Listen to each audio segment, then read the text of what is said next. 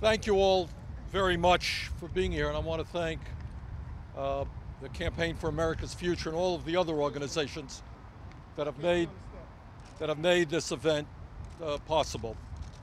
Let me begin by stating that I find it rather appalling that a Wall Street billionaire, Pete Peterson, a man who has more money than he can spend in 100 lifetimes, is hosting a conference today to call for massive cuts in Social Security, Medicare, Medicaid, and many other programs that millions of middle-income families desperately depend upon.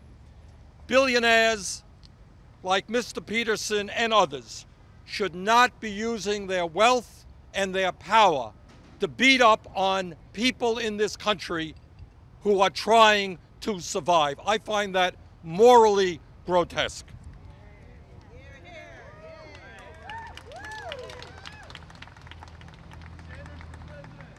Let's also be very clear.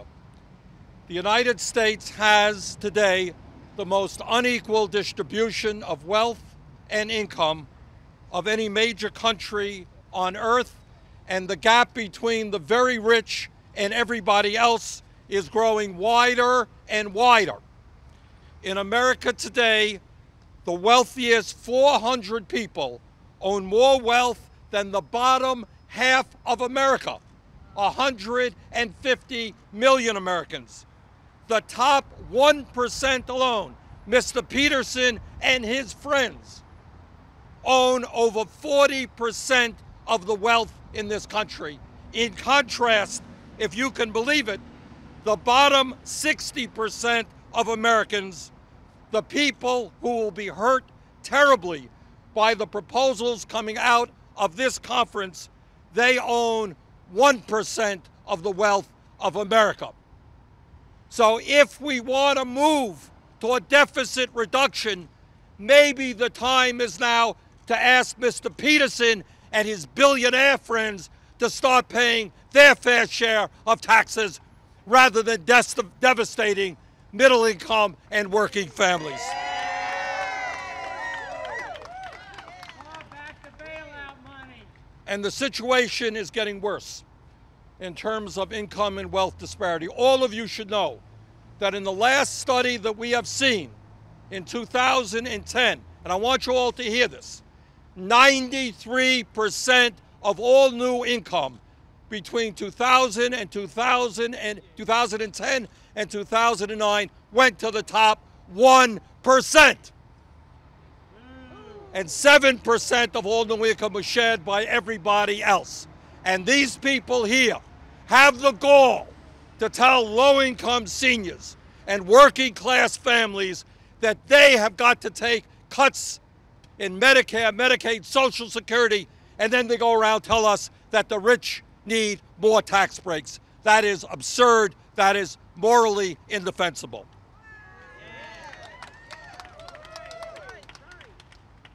Now let us also not forget that the federal deficit, which I am concerned about, which you are concerned about, was caused by two wars, Iraq and Afghanistan, which George Bush forgot to pay for.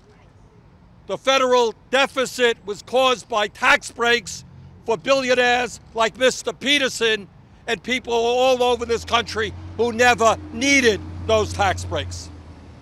And one of the major reasons that we're in a deficit today is because of the Wall Street-caused recession, which resulted in business decline and unemployment all over America, meaning less revenue coming into federal coffers, which today are at the lowest point, less than 15% of GDP that we have seen in over 50 years. Point being, yeah, we have got to deal with the deficit, but don't do it on the backs of the weak and the vulnerable. Now let me just say a word about Social Security. And let me be very loud and clear on this. Despite what you'll hear on television tonight, despite what you'll be hearing from people at this conference today, despite what virtually every Republican is saying and despite what some Democrats are saying, Social Security is not going broke. Now, if you want to know the truth, you don't have to trust me. Just go to the recent report by the Social Security trustees. And this is what you'll find. Social Security has a $2.7 trillion surplus. Social Security can pay out 100% of all promised benefits for the next 21 years, at which time it will pay out 75% of all benefits if Congress does nothing. Should we fix Social Security and make it solvent for the next 75 years? Yes, we should. And the way to do that is very simple. Right now, billionaires like Mr. Peterson pay into the Social Security Trust Fund the same amount of money as somebody making $110,000 a year. And if we lift that cap starting at $250,000, which, by the way, is the proposal that Barack Obama brought forth when he was running for president, if you just do that, ask Mr. Peterson and his friends to start contributing more to Social Security will be solvent for the next 75 years. So let me conclude by simply saying this.